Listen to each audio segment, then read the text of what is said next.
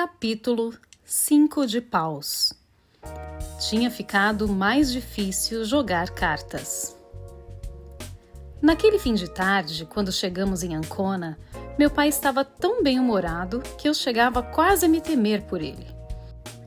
Enquanto esperávamos no carro a autorização para subirmos a bordo do ferry, meu pai ficou um bom tempo calado olhando o barco. Era um navio amarelo enorme chamado Mediterranean Star.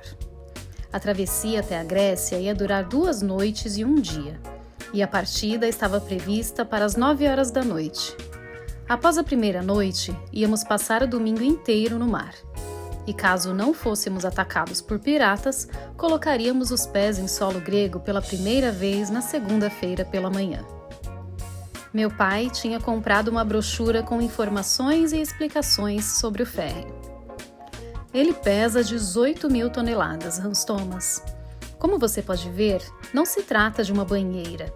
Além disso, chega a fazer 17 nós e tem lugar para mais de 1.000 passageiros e 300 carros.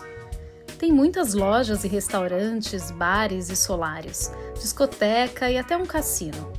E isso não é tudo. Você sabia que tem uma piscina num convés? Não que eu esteja dizendo que isso seja importante. Não, de jeito nenhum.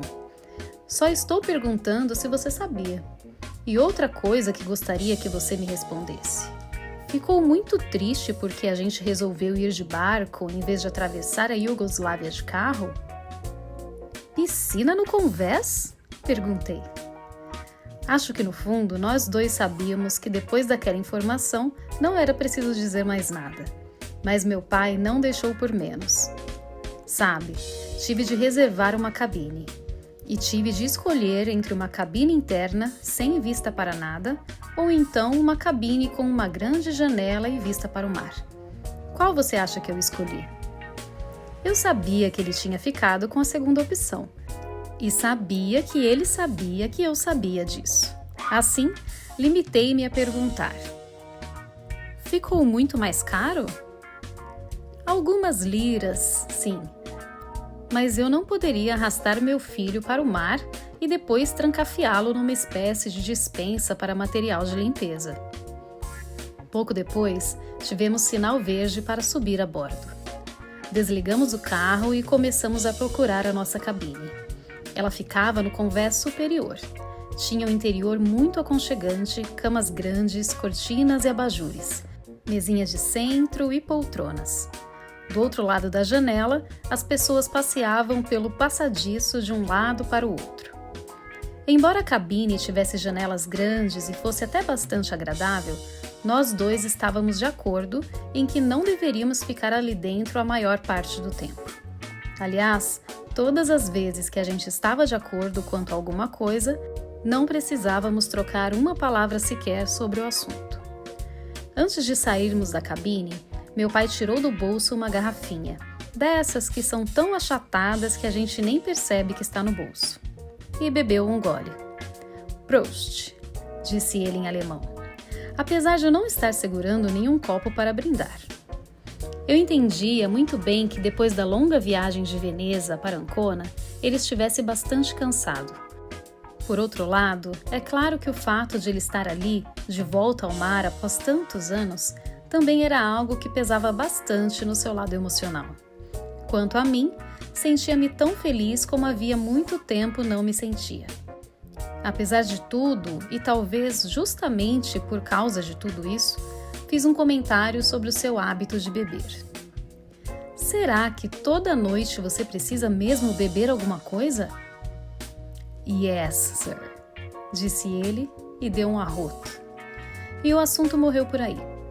Ele tinha sua forma de pensar e eu a minha, o que não excluía a hipótese de voltarmos a falar sobre o assunto.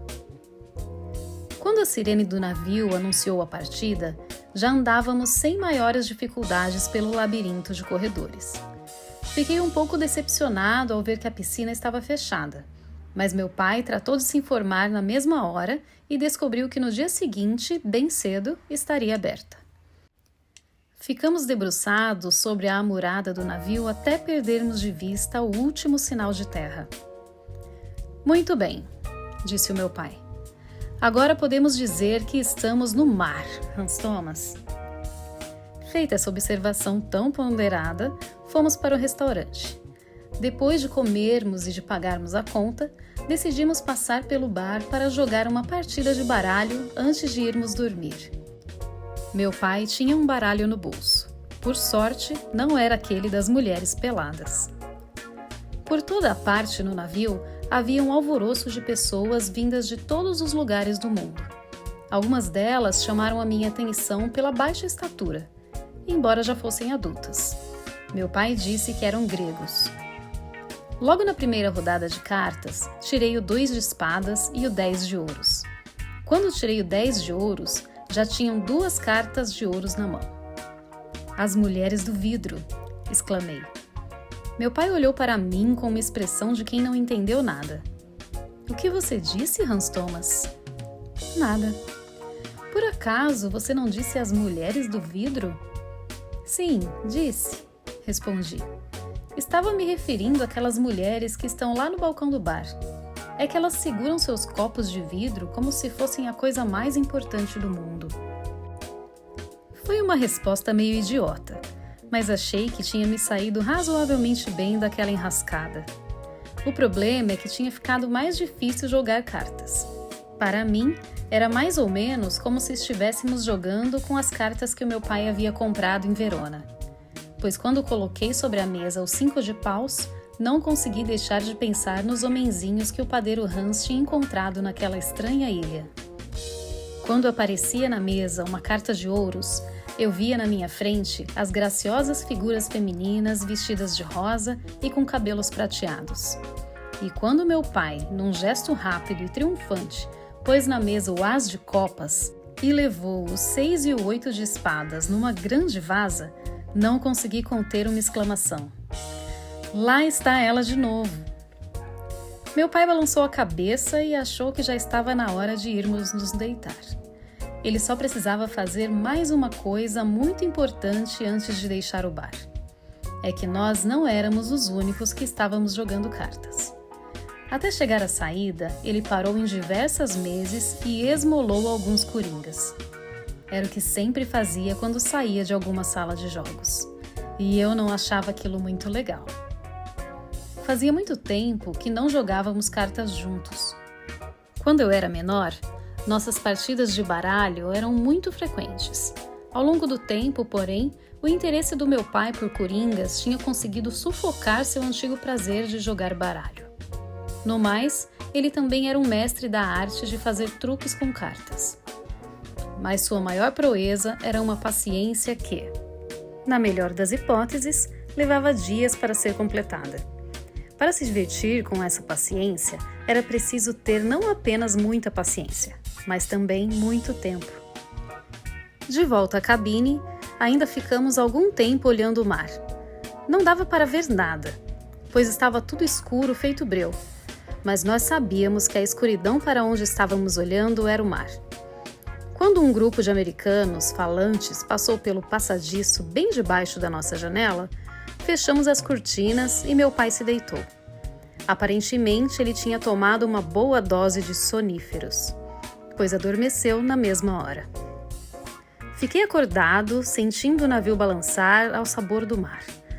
Depois de algum tempo, peguei a lupa e o livrinho e continuei a ler o que o padeiro Hans ainda tinha a contar a Albert, cuja mãe fora levada desta vida por uma terrível doença. Capítulo 6 de paus. Como se precisasse ter a certeza de que eu era uma pessoa de carne e osso. Continuei andando pela floresta de árvores altíssimas e logo cheguei a uma clareira. Não muito longe do ponto em que eu tinha saído da floresta, havia um povoado que ficava no sopé da encosta de uma montanha, toda coberta de flores. Na rua estreita que serpenteava por entre casinhas construídas bem junto umas das outras, havia um burburinho de pessoas, todas do mesmo tamanho daquelas que eu já tinha encontrado. Na encosta da montanha, um pouco acima do povoado, havia uma casa isolada das outras. Naquele lugar, dificilmente existiria uma autoridade policial a quem eu pudesse recorrer. mas tinha de tentar saber a qualquer custo que lugar era aquele em que eu estava. Uma das primeiras casas do povoado era uma padaria. Quando passei por ela, uma senhora de cabelos loiros apareceu na porta.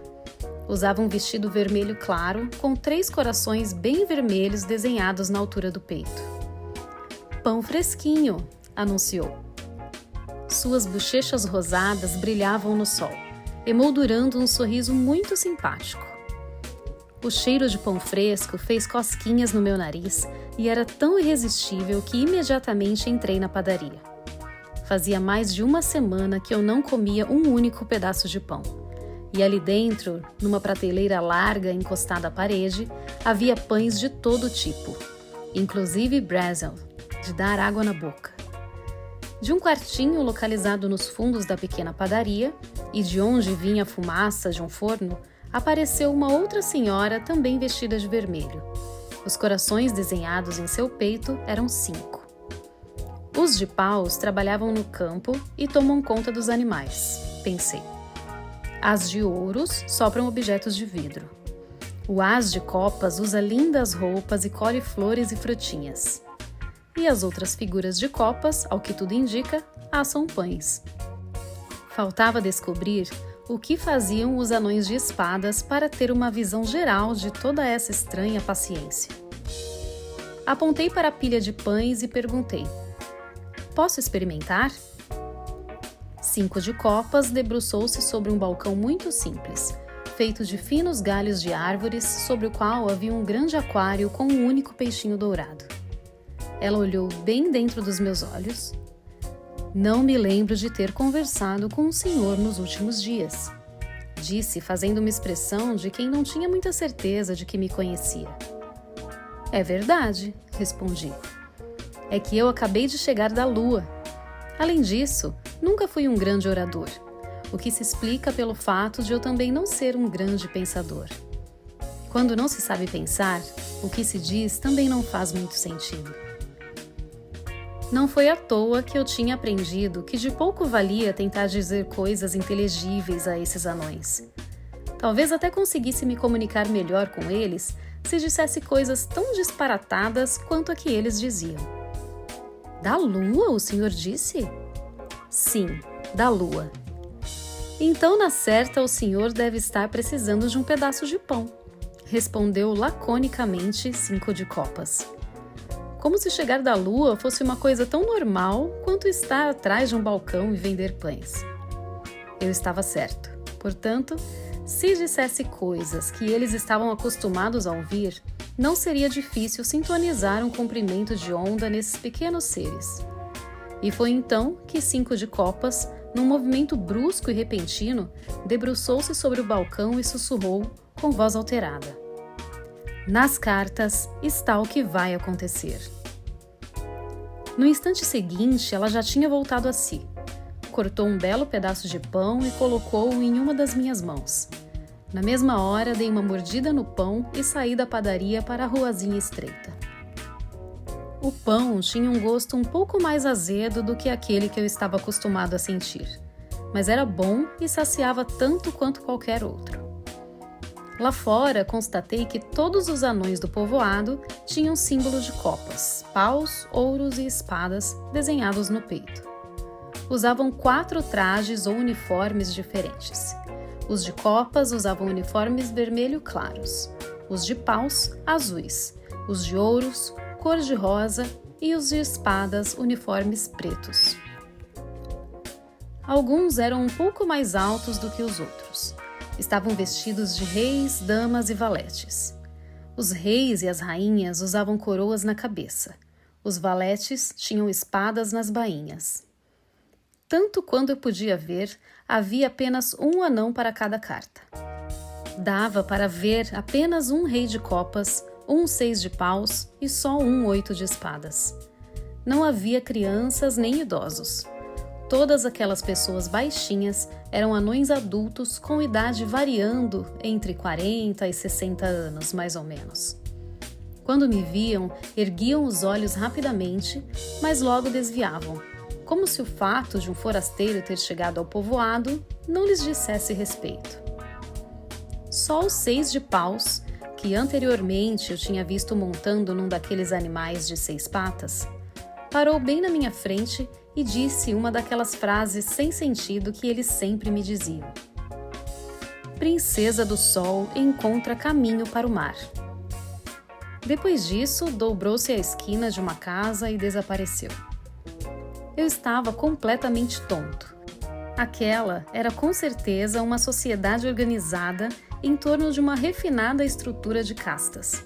Os pequenos seres daquela ilha pareciam estar sujeitos apenas às regras de um jogo de cartas. E à medida que eu avançava pelo pequeno povoado, mais nítida e desagradável era a minha sensação de ter aterrissado bem no meio das cartas de um jogo de paciência que parecia não ter fim. As casas eram mais baixas do que de costume e eram feitas de madeira. Na fachada havia lampiões de óleo do mesmo modelo daqueles que eu tinha visto na oficina de vidro da floresta. Ainda não estavam acesos, pois embora as sombras estivessem ficando cada vez maiores, todo o povoado ainda estava banhado pelo sol dourado daquele fim de tarde. Sobre os bancos e parapeitos das janelas, haviam inúmeras travessas de vidro com peixinhos dourados e por toda a parte eu via garrafas de diferentes tamanhos. Algumas estavam espalhadas pelo meio das casas e alguns anões carregavam outras na mão. Uma casa era maior do que as outras, parecia uma espécie de depósito de alguma coisa. De repente, ouvi um barulho lá dentro, e quando espiei por uma porta aberta para saber o que estava acontecendo, vi que se tratava de uma marcenaria. 4 ou 5 anões estavam muito ocupados em construir uma mesa enorme. Todos usavam uniformes pretos com símbolos de espadas nas costas pintados em azul. Uma parte do mistério estava solucionada. Os anões de espadas eram marceneiros.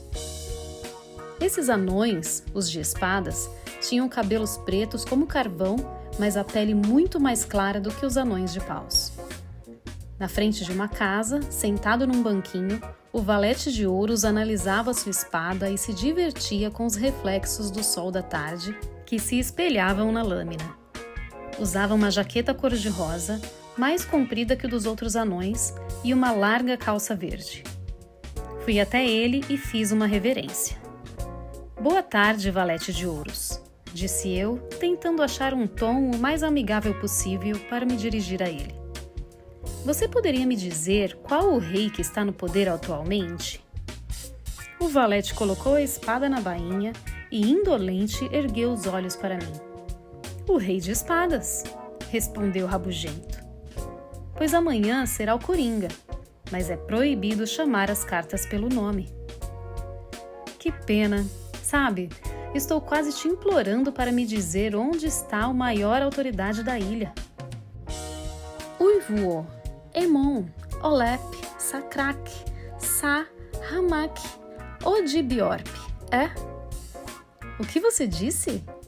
Emon, Olep, Sakrak, Sa, Hamak, Odibiorp, é? Repetiu o valete. Sei. E o que significa isso? Sarger, Sa, Rapieperser, Aciserpe, Evoque. É o quê? É mesmo? Ekinemactexi. Você está falando sério? Olhei para aquele rosto pequeno. Ele tinha os mesmos cabelos brilhantes e a mesma pele pálida das cartas de ouro da oficina de vidro da floresta. Desculpe-me, mas essa língua que você está falando não está entre aquelas que eu domino, disse eu. Por acaso é grego? Chinês? O olhar do pequeno valete era agora de triunfo. Só os reis, as damas e os valetes são capazes de falar em ambas as direções. E se você não consegue, isso significa que você vale menos do que eu. Parei para pensar um pouco. Será que o valete estava querendo me dizer que tinha dito aquelas coisas de trás para frente? Exatamente, virara Ekinemataxi. E ele também tinha dito Emon Olep Sakrak Sahamak Odibiorp, é. Se eu lesse a coisa de trás para frente, a frase seria: é proibido chamar as cartas pelo nome. É proibido chamar as cartas pelo nome, disse eu. No mesmo instante, o ar de triunfo do valete deu lugar à desconfiança. Missa, Zaf, Ekov e o que, Hop? Perguntou ele hesitante. Hatnemirepxe Arap, respondi com firmeza. Agora, era ele que parecia ter acabado de chegar da lua. Eu só perguntei se você sabia que rei estava no poder atualmente para ver se você era capaz de guardar um segredo. Continuei. Mas essa é uma arte que você não domina e por isso você quebrou as regras. Nunca vi tamanho atrevimento na minha vida. Não? Pois saiba que eu posso ser mais atrevido ainda. Omok? Meu pai se chama Otto, disse eu. Você é capaz de dizer o nome dele de trás para frente? O valete olhou bem sério para mim. Otto, disse ele. Isso, o nome é esse mesmo, respondi. Mas eu te pedi para dizê-lo de trás para frente, entende? Otto, repetiu o valete. Sim, já ouvi, disse eu. Mas você tem de dizê-lo de trás para frente. Otto! Otto! Bufou o valete. Bem, valeu como tentativa, disse eu, tentando acalmá-lo. Vamos tentar com uma outra palavra? Alsomav, respondeu o valete. Vamos começar com o nome da mulher do meu tio. Ana. Ana, repetiu o valete. Dei a entender que ele não tinha acertado e disse: o nome é esse mesmo. Agora diga-o de trás para frente. Ana! Ana! Disse o valete, começando a ficar irritado. Tudo bem. Estou vendo que você não é assim tão bom quanto diz. Vamos tentar uma sentença.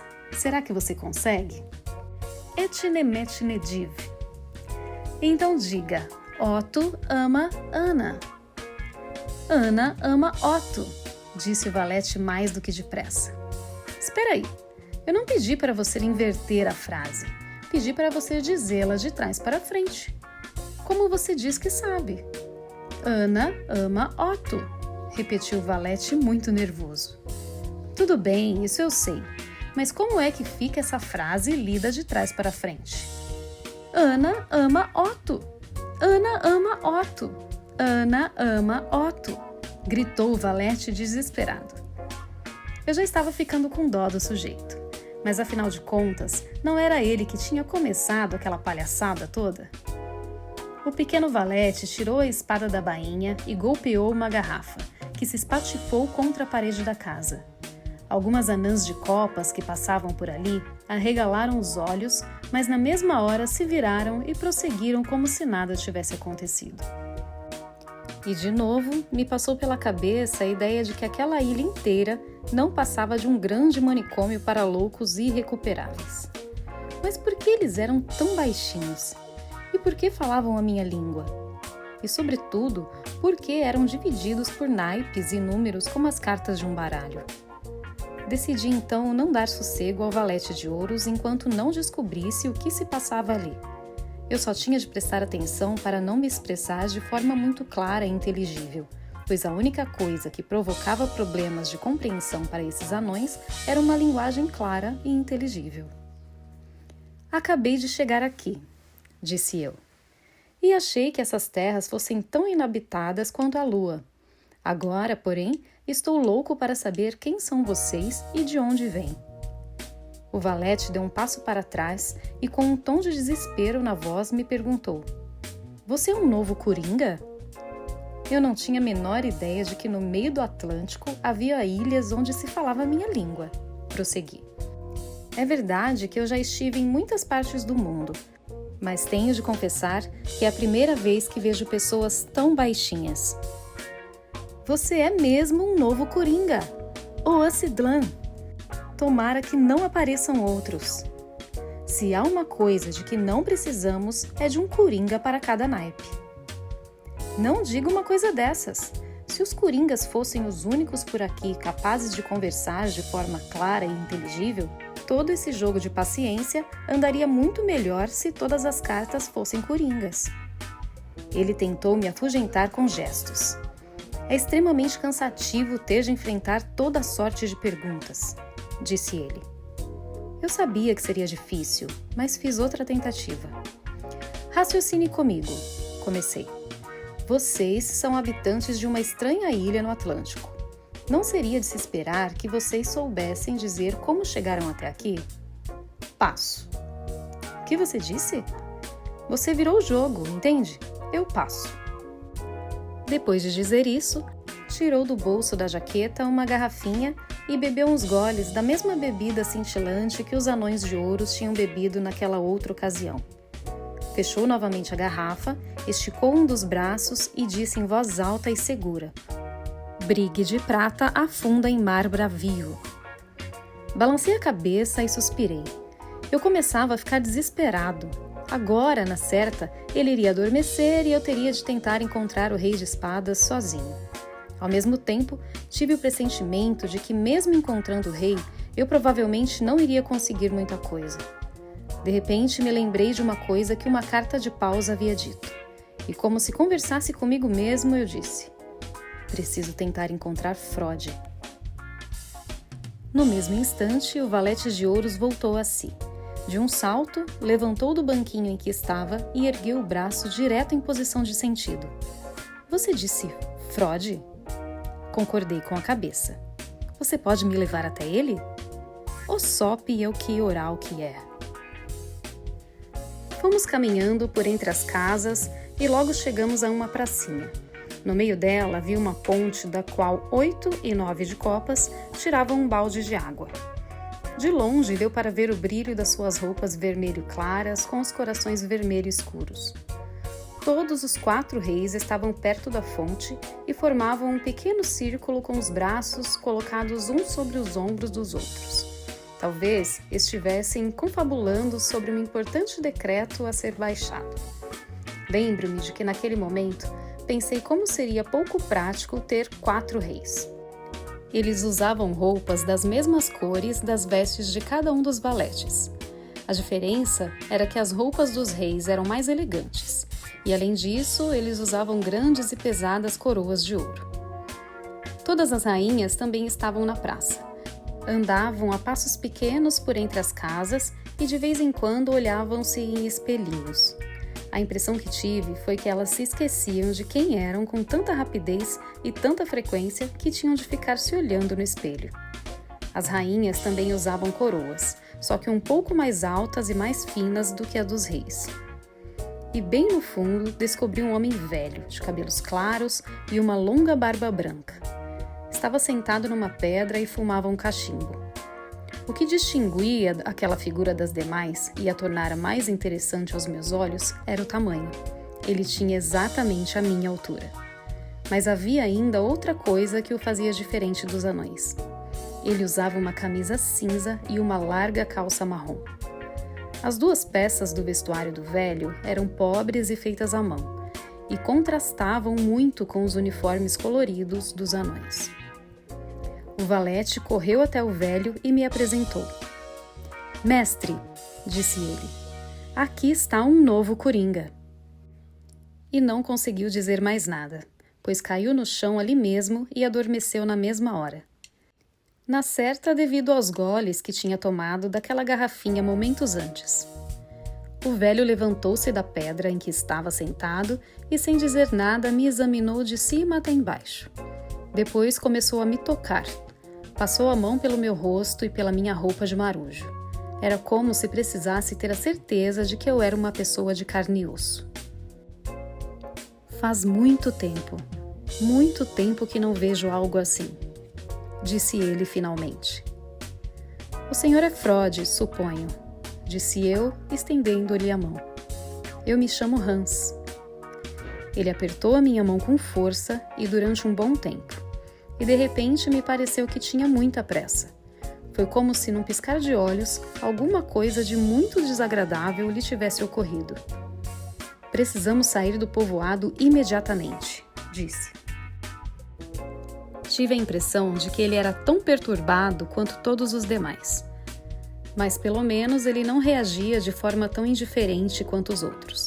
E isso foi o bastante para me encher de esperança. Embora caminhasse com dificuldade, pois quase chegou a cair algumas vezes, o velho foi me mostrando a saída do povoado. Íamos em direção à casa que ficava em costa acima, afastada das casas do povoado. E algum tempo depois, quando lá chegamos, paramos para conversar ali mesmo, na frente da casa. Ele não me convidou para entrar, mas me pediu que sentasse num banquinho. E eu nem bem tinha me sentado quando uma estranha figura apontou a cabeça por detrás de um dos cantos da casa e ficou me fitando. Era um sujeito engraçado, vestido com uma roupa lilás e usando um barrete de bobo da corte em verde e vermelho. As pontas do barrete e também da capa eram ornadas com guizos, que tilintavam a cada movimento de seu corpo forte e elegante.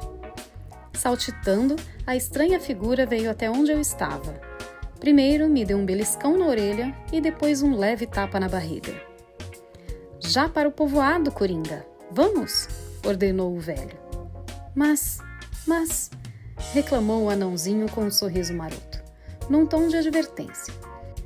Depois de tanto tempo, nem bem um visitante chega do velho mundo e o mestre já começa a fazer desfeitas aos bons amigos. Comportamento perigoso. Ouça bem o que o Coringa lhe diz. O velho suspirou. "Na certa, você ainda tem muito o que pensar antes da grande festa", disse ele. Com muita habilidade, a figura de corpo lépido e bem proporcionado fez uma série de acrobacias. Isso é verdade. Não se deve considerar nada evidente. Depois de dizer isso, deu uns pulos para trás. "Então vamos parando de falar por aqui", disse ele. "Mas vamos nos ver outra vez." E tendo dito isto, começou a descer a encosta da montanha rumo ao povoado. O velho veio sentar-se ao meu lado. Do banco, lá do alto da encosta, podíamos apreciar o espetáculo multicolorido dos anões do povoado. Eles pareciam formigas se movendo com agilidade entre as casas de madeira. Capítulo 7 de Paus. Como era possível que esmalte e marfim pudessem crescer dentro da minha boca? Continuei lendo meu livro até bem tarde da noite. Na manhã seguinte, quando acordei ainda bastante cedo, levei um tremendo susto. A luz de cabeceira continuava acesa, o que significava que eu tinha adormecido com um livrinho e a lupa no colo. Fiquei aliviado quando vi que meu pai ainda dormia. A lupa estava no travesseiro, bem ao meu lado, mas eu não conseguia encontrar o livrinho. Depois de muito procurar, acabei descobrindo que ele estava debaixo da cama. Mais do que depressa, coloquei-o no bolso da calça. Só depois de ter apagado todos os vestígios da minha leitura secreta é que me levantei. Tudo que eu tinha lido antes de dormir tinha sido tão excitante que ainda podia sentir uma certa agitação percorrendo o meu corpo. Puxei as cortinas para o lado e fiquei olhando pela janela. Lá fora, o mar ia até onde os meus olhos conseguiam alcançar. Fora alguns pequenos barcos à vela, não havia qualquer movimento de outras embarcações. Faltava pouco para o raiar do dia. O vermelho da aurora formava uma espécie de cinto bem fino que separava o céu do mar. Qual seria o segredo dos anões que habitavam a Ilha Mágica? É claro que eu não tinha certeza de que tudo aquilo que lia era realmente verdade, mas tudo que eu tinha lido sobre Ludwig e Albert Indorf me tinha soado muito verdadeiro. Não havia dúvida alguma de que tanto a bebida púrpura quanto os muitos peixinhos dourados tinham vindo daquela ilha misteriosa onde o padeiro Hans fora parar. Eu mesmo tinha visto com os meus próprios olhos um aquário com um peixinho dourado na pequena padaria Indorf. Eu não tinha experimentado a bebida púrpura, mas o velho padeiro, que tinha me dado uma garrafa de refresco de pera, falara qualquer coisa sobre uma bebida 1000 vezes melhor do que aquela. Apesar disso, podia ser que tudo aquilo fosse inventado.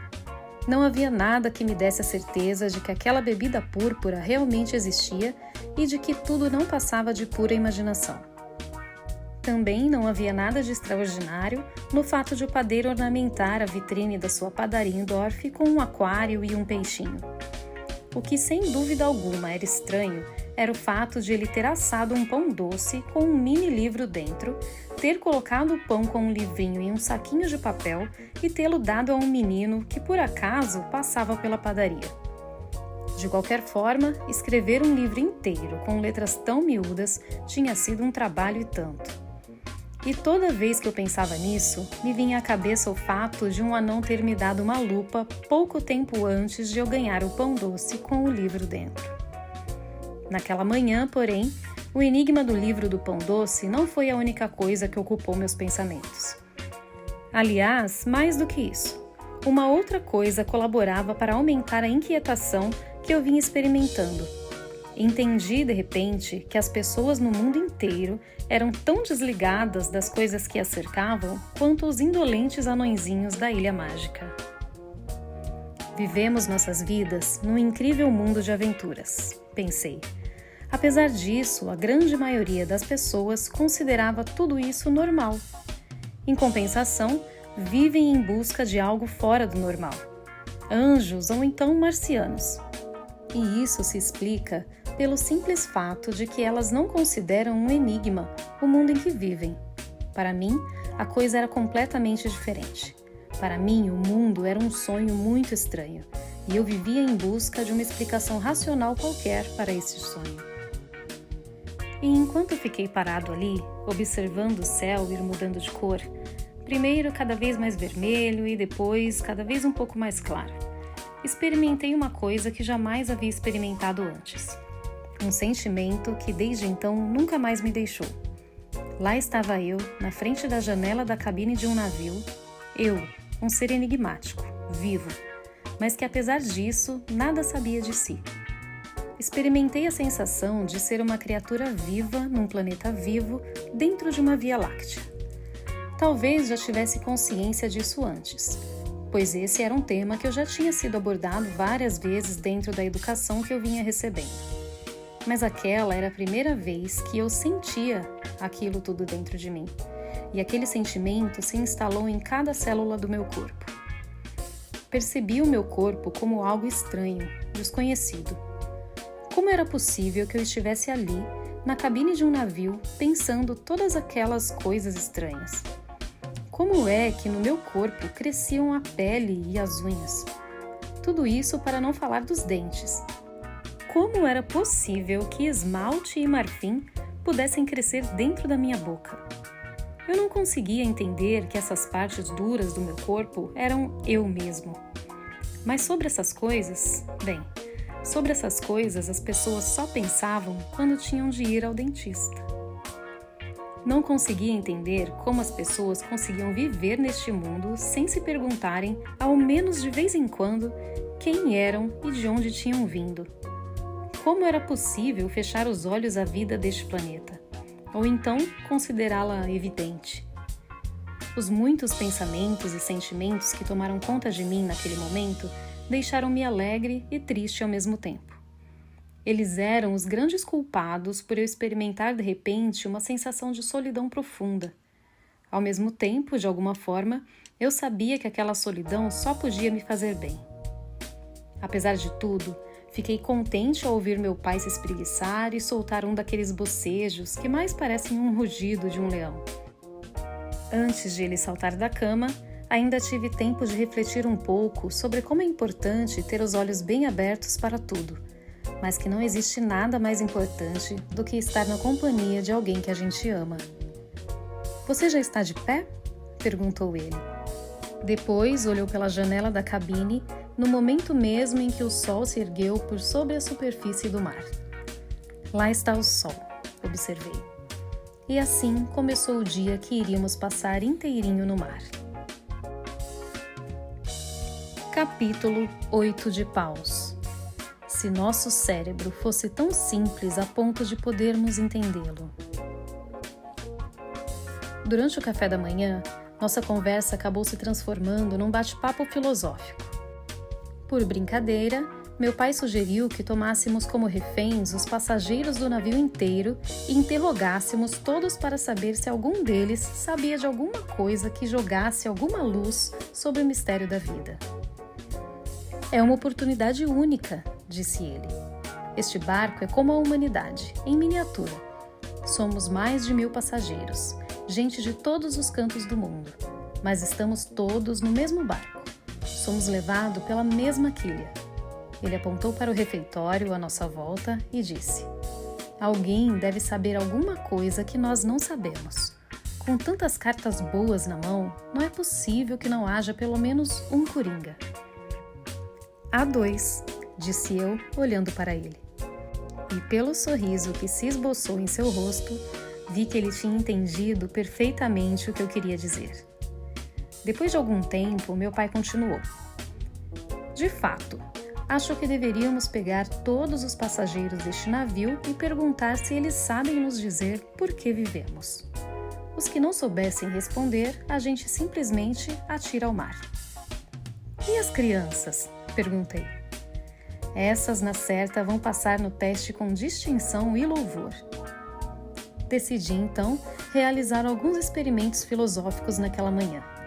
Depois de passar um bom tempo nadando na piscina, enquanto meu pai lia um jornal alemão, sentei-me no convés e fiquei observando as pessoas. Algumas estavam totalmente entretidas em passar um creme gorduroso no corpo todo para se proteger do sol, outras liam livros de bolso em francês, inglês, japonês ou italiano. Outras ainda conversavam animadas, enquanto tomavam cerveja ou uma bebida vermelha com uns cubos de gelo. Também havia algumas crianças.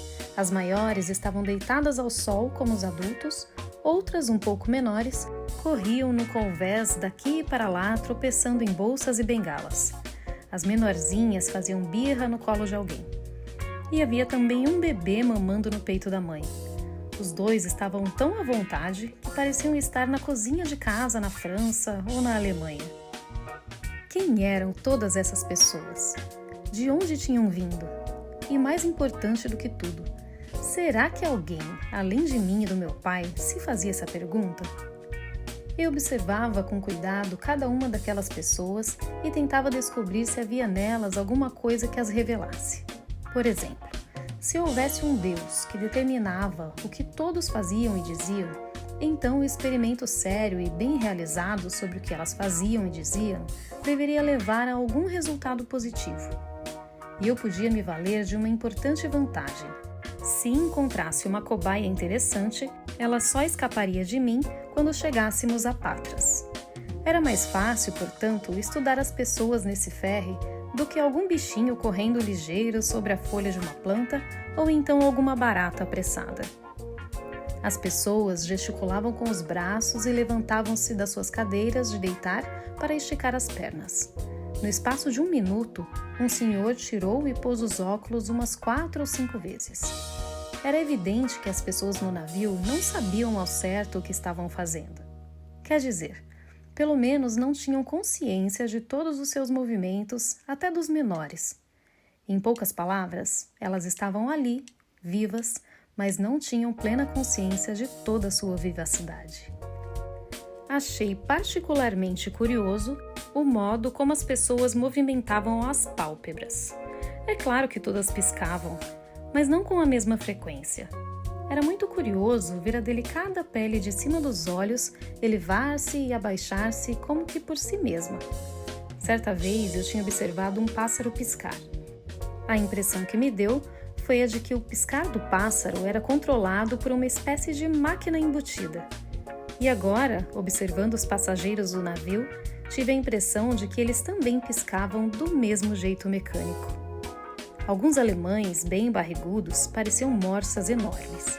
Deitados em suas cadeiras no convés, tinham quase a metade do rosto coberta por bonés brancos. E a única coisa que faziam naquela manhã, além de ficarem expostos ao sol, meio dormindo, meio acordados, era se encher de creme de bronzear. Meu pai disse que eles eram Bratwurst. A princípio pensei que vinham de alguma cidade alemã chamada Bratwurst. Depois, meu pai me explicou que tinha colocado este apelido neles porque os alemães adoravam comer umas linguiças fritas chamadas Bratwurst. Entendi, então, a associação que ele fazia entre aquelas pessoas se dourando no sol e as linguiças na frigideira. Perguntei-me o que estariam pensando os alemães daquele convés e cheguei à conclusão de que provavelmente estariam pensando nas linguiças que iriam comer depois. Não sei se a minha conclusão estava correta. Só sei que nada indicava que estivessem pensando em alguma outra coisa. Continuei com os meus experimentos filosóficos até meados da tarde. Meu pai e eu tínhamos combinado que não iríamos ficar juntos o dia inteiro. Eu estava livre, portanto, para ir aonde bem eu entendesse dentro do navio. É claro que ele me advertiu muitas vezes para eu não pular a amurada e me lançar ao mar. Para completar, meu pai me emprestou o seu binóculo. Por 2 vezes fiquei observando os outros passageiros sem que ninguém, sobretudo eles, me vissem. E o emocionante era justamente ter que fazer isso escondido, pois é claro que eu não queria ser apanhado em pleno ato. Minha pior ação naquele dia foi colocar sobre a lente do binóculo uma senhora americana que, de tão louca, reacendeu minhas esperanças de que, observando-a de forma crítica, eu talvez conseguisse chegar um ponto mais perto da resposta à pergunta sobre o que é o homem. Num dado momento, flagrei-a dirigindo-se para um canto do salão. Ela chegou mesmo a olhar à sua volta para se certificar de que ninguém a estava observando. Tinha me escondido atrás de um sofá e levantado só o suficiente para apoiar o binóculo na borda do móvel. Tudo isso para não dar à vista, é claro. Sentia um friozinho na barriga, mas não tinha medo do que pudesse acontecer comigo. Ao contrário, eu estava preocupado era com a senhora americana. O que será que ela pretendia fazer lá naquele canto que ninguém podia ver? No fim, percebi que ela tirou da bolsa um estojo verde de maquiagem. Dentro dele havia um espelhinho. Primeiro ela se olhou no espelho por todos os ângulos, depois começou a pintar a boca com batom. Na mesma hora, tive a certeza de que aquela observação podia ter uma certa importância para um filósofo. Mas isso não era tudo. Quando ela terminou de retocar a maquiagem, começou a sorrir para si mesma na frente do espelhinho. Sorria, sorria sem parar. Antes de guardar o espelho na bolsa, ergueu um braço e acenou para si mesma no espelho, ao mesmo tempo em que sorriu de novo e deu uma piscada para sua imagem refletida. Quando a mulher saiu do salão, permaneci um pouco no meu esconderijo, completamente exausto. Como será que ela tivera a ideia de acenar para si mesma? Depois de algumas especulações filosóficas, cheguei à conclusão de que ela talvez fosse um exemplar tão raro quanto um coringa feminino. Pois, se ela acenava para si mesma, isso significava que tinha consciência da sua própria existência. De uma certa forma, ela era 2 pessoas. De um lado, era a mulher que estava ali no salão e passava batom nos lábios. De outro, era a mulher que acenava para si mesma dentro do espelho. Naturalmente, eu sabia que não se podem realizar experimentos usando pessoas como cobaias. Por isso, resolvi não ir além nessa única experiência. Contudo, quando a vi de novo um pouco mais tarde naquele mesmo dia, numa partida de bridge, fui até a sua mesa e, falando em inglês, pedi-lhe o coringa do baralho. "No problem", disse ela e entregou-o a mim. Ao me afastar da mesa, ergui o braço, fiz um tchauzinho e dei uma piscada para ela. A mulher ficou tão surpresa que por pouco não caiu da cadeira. Talvez ela tenha se perguntado se eu por acaso não sabia do seu segredo. E se pensou isso mesmo, pode ser que neste momento, em algum lugar lá na América, ela experimente uma sensação desagradável ao pensar em mim, se é que pensa. E pela primeiríssima vez, eu tinha conseguido pedir sozinho um coringa numa mesa de jogo. Meu pai e eu tínhamos combinado de nos encontrar na cabine antes do jantar. Sem entrar em detalhes, disse-lhe que eu tinha feito um monte de observações importantes. Assim, durante o jantar, tivemos uma interessante discussão sobre a natureza do ser humano. Para mim, era estranho que nós, pessoas tão inteligentes para tantas coisas, por exemplo, para conquistar o universo e a estrutura dos átomos, não soubéssemos mais sobre nós mesmos. Nesse ponto da conversa, meu pai disse uma coisa tão certa, tão inteligente, que acho que posso citá-la literalmente aqui. Se o nosso cérebro fosse tão simples a ponto de podermos entendê-lo, disse ele e fez uma pausa. Seríamos tão tolos que continuaríamos sem entendê-lo. Fiquei um bom tempo pensando sobre essa afirmação. Cheguei à conclusão, enfim, de que ela continha mais ou menos toda a resposta da minha pergunta. E meu pai continuou. Por exemplo, existem cérebros muito mais simples do que os nossos. Podemos entender, por exemplo, como funciona o cérebro de uma minhoca, pelo menos em grande parte. Mas a minhoca mesma não é capaz de entendê-la. Seu cérebro é simples demais para tanto. Talvez exista um Deus que nos entende, disse eu. Meu pai ficou surpreso com o que eu disse. Acho que o fato de eu ter feito um comentário tão inteligente o deixou muito impressionado. Sim, é possível, concordou. Mas nesse caso, ele seria tão terrivelmente complexo que seria difícil que conseguisse entender a si mesmo. Depois acenou para o garçom e pediu uma cerveja. E continuou filosofando até que a cerveja fosse servida.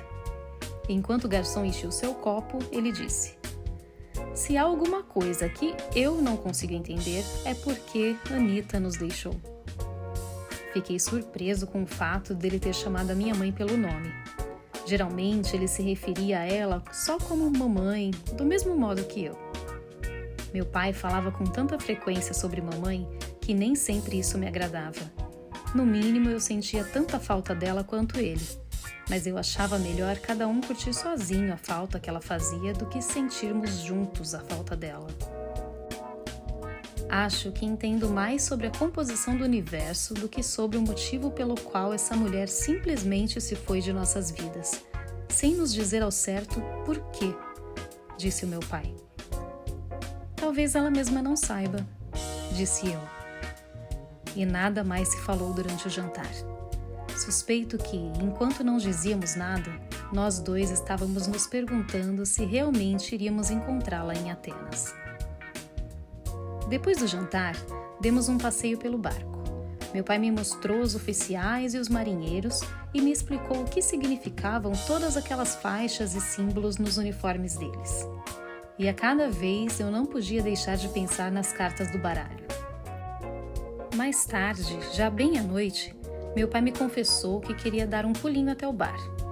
Resolvi evitar uma discussão e disse que preferia ir para a cabine e ler o meu gibi.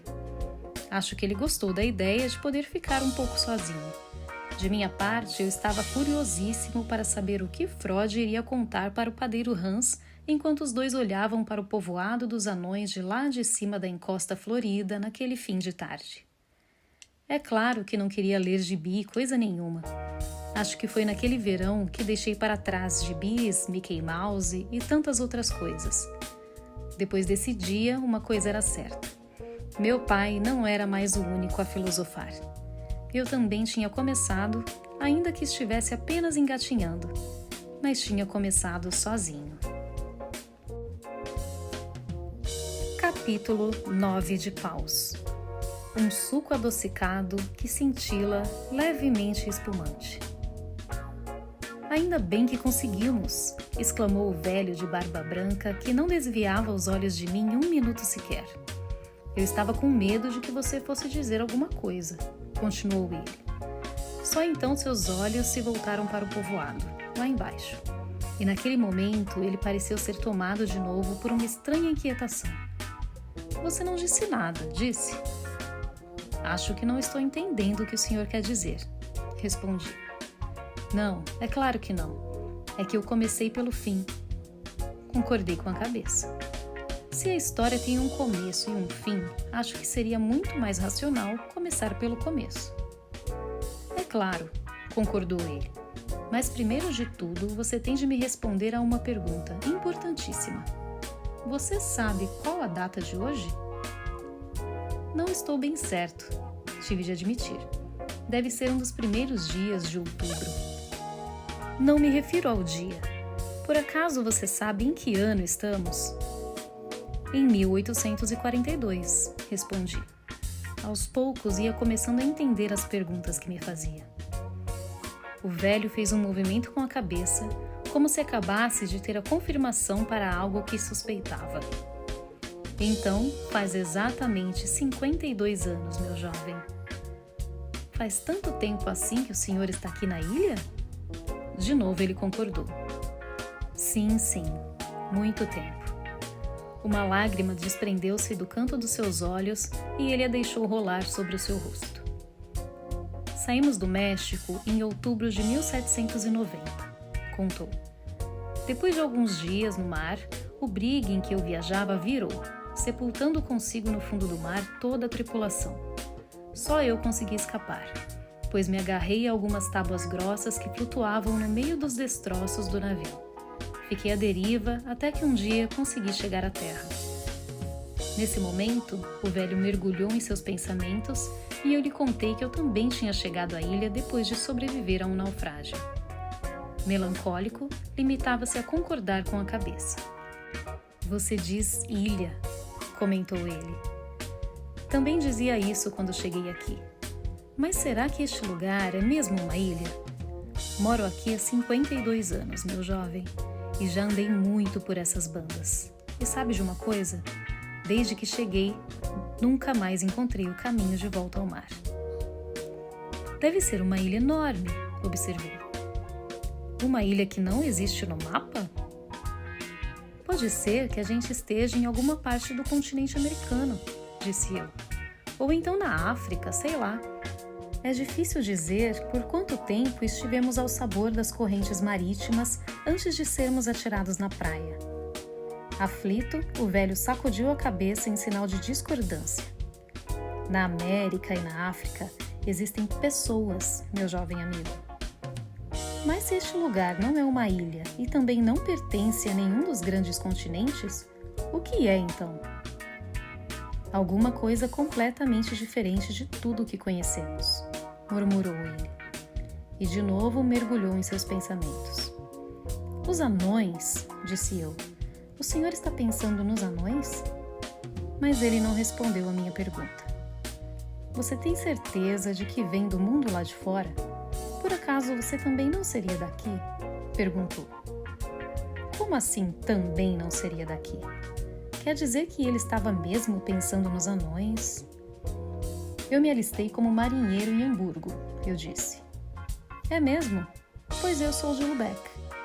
E eu também. Sabe, eu me alistei num navio norueguês em Hamburgo, mas na verdade eu nasci em Lubeck. Não me diga. Então, primeiro você precisa me contar tudo o que aconteceu na Europa nos últimos 50 anos. Contei-lhe o que eu sabia. Falei de Napoleão e das suas guerras e contei-lhe também que os franceses tinham pilhado Lubeck em 1806. E em 1812, no ano seguinte ao do meu nascimento, Napoleão deslocou seus exércitos para a Rússia. Continuei. Após sofrer grandes perdas, porém, ele teve de bater em retirada e em 1813 foi derrotado em Leipzig, numa sangrenta batalha, forçado a abdicar. Napoleão retirou-se para a ilha de Elba e todo o seu império ficou reduzido ao território da ilha. No ano seguinte, porém, ele voltou e reestabeleceu seu império na França. Mas foi derrotado por Waterloo e passou seus últimos anos na ilha de Santa Helena, a oeste da África. O velho ouvia tudo com grande interesse. Pelo menos lá ele podia ver o mar, murmurou. Parecia refletir sobre tudo o que eu lhe contava. Tudo o que você está contando me soa como um conto de fadas, disse a certa altura. Pode ser que a história tenha se passado assim, desde que cheguei à Europa, mas também pode ser que ela tenha se passado de modo totalmente diferente. Tive de lhe dar razão nesse ponto. A história é como um grande conto de fadas. A única diferença entre os dois é que a história é de verdade. O sol se preparava para se pôr atrás das montanhas a oeste. O pequeno povoado já estava mergulhado nas sombras do fim de tarde. Mesmo assim, os anõezinhos continuavam a caminhar apressados por entre as casas. De longe, pareciam pequenas manchas coloridas em movimento. Apontei para eles. Será que o senhor poderia me dizer alguma coisa sobre eles? Perguntei. É claro que sim, respondeu ele. Vou lhe contar tudo. mas você precisa me prometer que nada do que eu vou te contar vai chegar aos ouvidos deles. Ansioso, concordei com a proposta. E Frode começou a contar a sua história. Eu era marinheiro de um bridge espanhol, que saiu de Veracruz, no México, com destino a Cádiz, na Espanha, levando um grande carregamento de prata.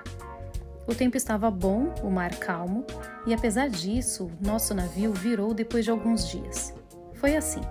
Estávamos em algum ponto entre Porto Rico e as Bermudas e já tínhamos ouvido falar que naquela região aconteciam coisas muito estranhas. Bem, para nós, tudo aquilo não passava de conversa fiada de marujo. Certa manhã, porém, mesmo com o mar calmo feito um espelho, nosso navio foi arremessado para o alto de uma hora para outra sem qualquer razão aparente. Parecia que uma gigantesca mão torcia o brigue ao mesmo tempo em que o erguia. Mais ou menos como quando a gente puxa a rolha de uma garrafa com um saca-rolhas. Durou apenas alguns segundos e depois caímos novamente na água. Só que o navio caiu meio de lado e a carga se deslocou, fazendo com que a água entrasse a bordo. Tenho apenas vagas lembranças da pequena praia que eu cheguei. São e salvo, pois logo que pus os pés na terra, comecei minha jornada para o interior da ilha. Depois de algumas semanas andando sem rumo, resolvi me estabelecer aqui, e desde então, esta é a minha casa. Consegui me arranjar muito bem neste lugar. Por aqui cresciam batatas, milho, maçãs e bananas, mas também havia outras frutas e plantas, que eu nunca tinha visto antes e de que também nunca tinha ouvido falar. Amoras do mato, nabos anelados e vários tipos de gramíneas, por exemplo, tornaram-se importantes componentes na minha alimentação. Eu mesmo tive de dar nomes a muitas plantas desconhecidas que crescem nesta ilha. Depois de alguns anos, consegui domesticar os animais de 6 patas, que passei a chamar de milucos. Eles não me dão apenas um leite adocicado e nutritivo, mas também servem para puxar cargas e arar a terra. Às vezes, abato um desses animais para saborear sua carne branca e macia. Ela me lembra a carne de javali que a gente sempre comia lá em Lubeck na época do Natal. Ao longo dos anos, fui usando as plantas da ilha para fabricar os remédios que empregava toda vez que alguma doença me atacava. E com as plantas, passei a fabricar também bebidas para melhorar o meu estado de ânimo.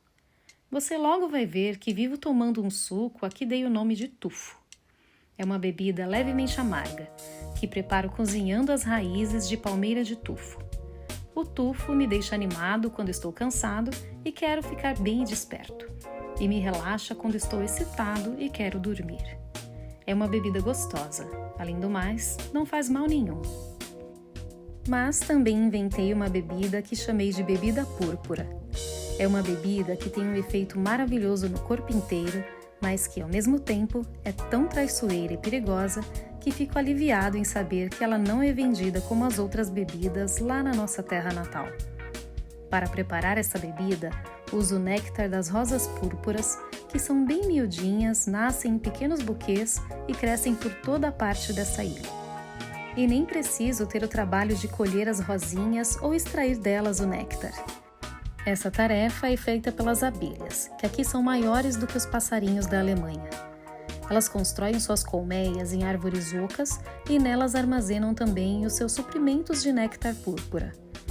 Eu só tenho de recolher o néctar das colmeias. Quando misturo este néctar das flores com a água do rio do arco-íris, de onde tiro também os meus peixinhos, o resultado é um suco adocicado que cintila levemente espumante, gasificado como um champanhe finíssimo ou algo parecido. Uma bebida muito, mas muito especial. O mais interessante desta bebida púrpura é que o prazer que ela propicia não se resume apenas a um sabor.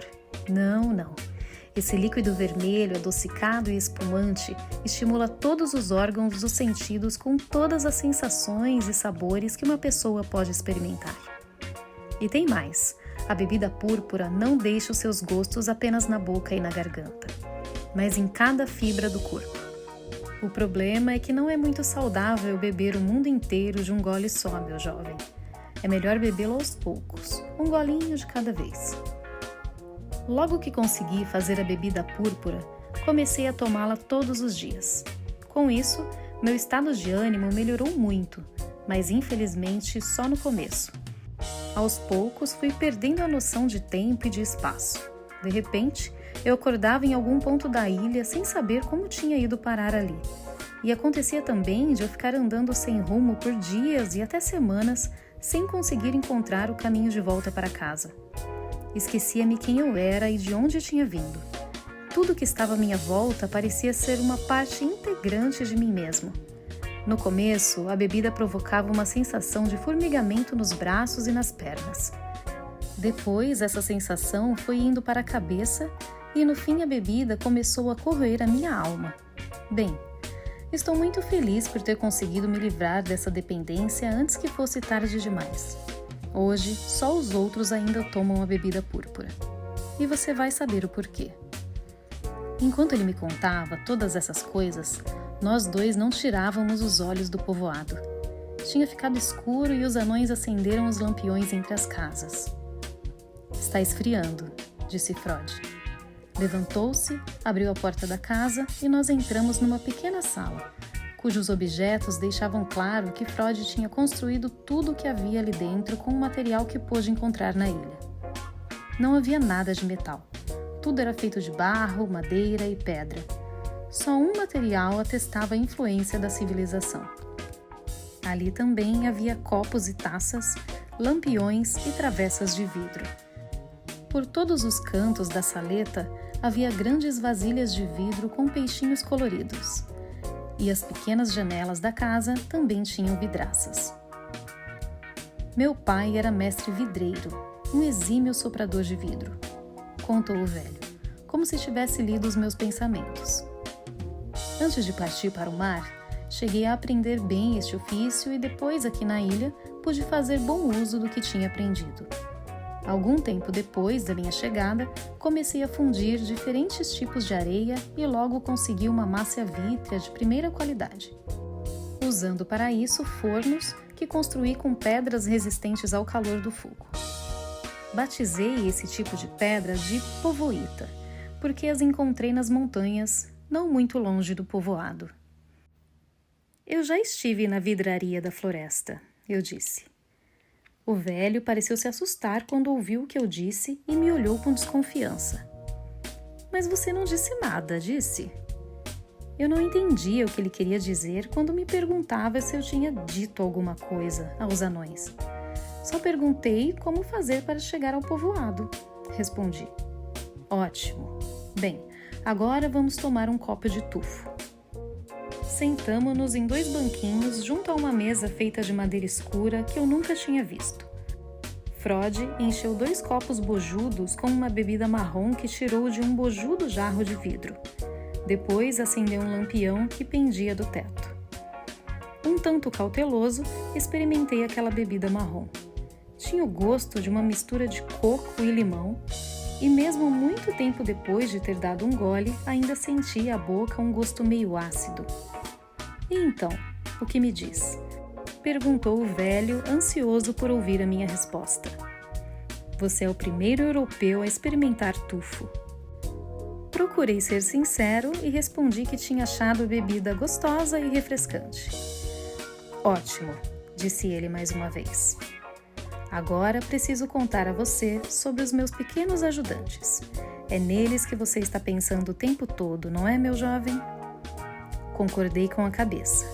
E o velho continuou a sua história.